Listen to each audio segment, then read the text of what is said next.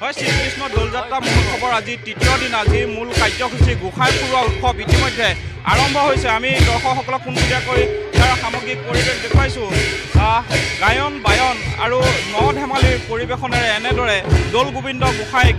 অস্থায়ী ৰভাগৃহৰ পৰা লৈ যোৱা হ'ব আৰু এই মুহূৰ্তত যিহেতু সত্ৰাধিকাৰ প্ৰভু আছে আমি জানিবলৈ বিচাৰিম যি মূল উৎসৱ গোসাঁই ইয়াৰ পৰা বাহিৰে বাহিৰে দৌললৈ যাব দৌল গোবিন্দ তাত 7 পাক মাৰি তাতে গোসাঁই পূজা সেৱা কৰাৰ পিছত মুকলি গাঁৱলৈ যাব মুকলি গাঁও ভ্ৰমণ কৰি বৰভেটিলৈ যাব বৰভেটি 2 নামঘৰ দৰ্শন কৰি ফলগৃহত সত্ৰাধিকাৰ ঘৰত প্ৰৱেশ কৰিব তাৰপৰা আহি গাঁৱৰ মাজতে আহি ফলগুৰি সত্ৰ গাঁৱৰ মাজতে আহি হায়াৰ ছেকেণ্ডেৰীৰ ওচৰলৈ যাব হায়াৰ ছেকেণ্ডেৰী পৰা পুৰণা চাৰিআলিলৈ যাব পুৰণা চাৰিআলিৰ পৰা ঘূৰি আহি পেলাই নৰুৱা সত্ৰ সোমাব সোমাই পেলাই গৈগুৰি ৰাস্তাই যাব গৈ পেলাই বাছত গৈ ঘূৰি আহি পেলাই সত্ৰাধিকাৰ তাৰমানে প্ৰতি পাত্ৰৰ ওচৰতে গোসাঁই এইটো হ'ল প্ৰগ্ৰেম মাত্ৰ আজি মাত্ৰ এজন সত্ৰাধিকাৰ ঘৰতে সোমাব দৌৰা সত্ৰাধিকাৰ ঘৰত নোসোমাই তাত তেখেতৰ চোৱা আছে ফলগুৰি সত্ৰাধিকাৰ ঘৰতে সোমাব তাৰ বাহিৰে আৰু কোনো এনেদৰে দেখিবলৈ পোৱা গৈছে যি দৌল মহোৎসৱৰ যি তৃতীয় দিনা কাৰ্যসূচী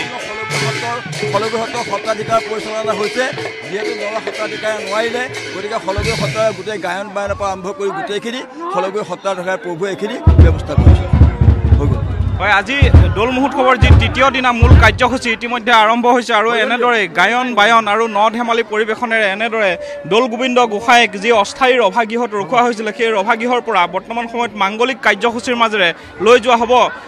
এই যি মূল কাৰ্যসূচী দৌল মহোৎসৱৰ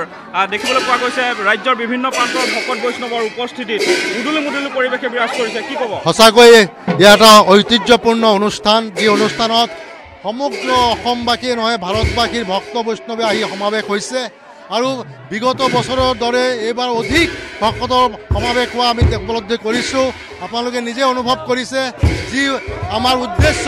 সেই উদ্দেশ্য সফলৰ দিশে আগবাঢ়িছে জীৱনটো আগুৱাই যোৱাৰ ক্ষেত্ৰত আজি আমাৰ দৌল মহোৎসৱৰ গুৰুজনাৰ ভ্ৰমণসূচীৰে আমি আগবাঢ়িছোঁ আমি সকলো ভকত বৈষ্ণৱক ইয়াত সহযোগ কৰিবৰ কাৰণে আমি অনুৰোধ জনাইছোঁ আৰু আগতো দিনত যাতে আমাৰ ভকত বৈষ্ণৱসকলে আশা ধৰণেৰে সমগ্ৰ অসমত আৰু ভাৰতবৰ্ষৰ শান্তি বিৰাজ হয় সেই কামনাৰে আজি দৌল মহোৎসৱৰ উদ্বোধনী অনুষ্ঠানত আমি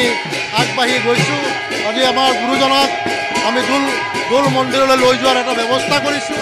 আৰু সেই পৰম্পৰা ৰক্ষা কৰি ইতিমধ্যে আমাৰ ভকত বৈষ্ণৱসকলে গায়ন বায়নেৰে আদৰণি জনাই আমি আমাৰ শুভ মুহূৰ্তলৈ আমি আগবাঢ়িছোঁ হয় এয়াই হৈছে গুৰুজনাৰ পবিত্ৰ জন্মস্থানৰ দৌল মহোৎসৱৰ যি তৃতীয় দিনা কাৰ্যসূচী মূল কাৰ্যসূচী ইতিমধ্যে আৰম্ভ হৈছে দৌল গোবিন্দ গোসাঁইক যি মাংগলিক কাৰ্যসূচীৰ মাজেৰে লৈ যোৱা হৈছে আমি সামগ্ৰিকভাৱে পৰিৱেশ দেখুৱাইছোঁ ND24 দৰ্শকসকলক আৰু অস্থায়ী ৰভাগৃহত যি গন্ধু উৎসৱৰ দিনটোত নোৱাই ধুৱাই দৌল গোবিন্দ গোসাঁইক যি মাংগলিক কাৰ্যসূচী কৰা হৈছিলে তাৰপিছত যোৱাকালিৰ দিনটোত গোসাঁই মূৰত যি ফাকু দিয়া যি পৰম্পৰা সেই পৰম্পৰা সমাপ্ত হোৱাৰ পিছত আজিৰ দিনটোত এনেদৰেই দৌল গোবিন্দ গোসাঁইক যি মাংগলিক কাৰ্যসূচীৰ মাজেৰে লৈ অনা হৈছে আৰু সামগ্ৰিকভাৱে পৰিৱেশ আমি ND24 দৰ্শকসকলক দেখুৱাই গৈছোঁ আৰু এই যি পৰিৱেশ এই যি আধ্যাত্মিক পৰিৱেশ এই আধ্যাত্মিক পৰিৱেশৰ মাজত ভকত বৈষ্ণৱসকলে নিজকে বিলীন কৰিছে আৰু এনেদৰে দৌল গোবিন্দ গোসাঁইক আয়তীৰ উৰুলি আৰু মাংগলিক ধ্বনিৰ মাজেৰে দৌল গোবিন্দ গোসাঁইক পূৰ্বৰ পৰম্পৰা অনুসৰি লৈ অনা হৈছে আৰু সামগ্ৰিকভাৱে আমি পৰিৱেশ দেখুৱাইছোঁ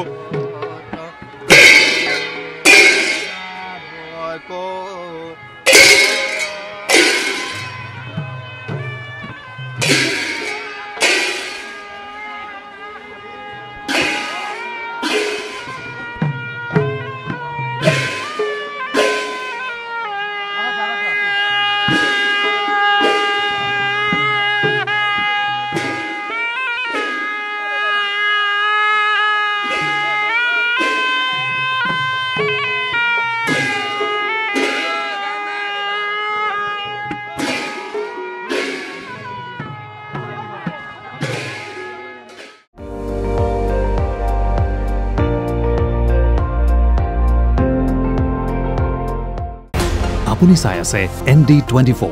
সৰ্বশ্ৰেষ্ঠ নহয় সৰ্বোত্তমৰ দৌৰত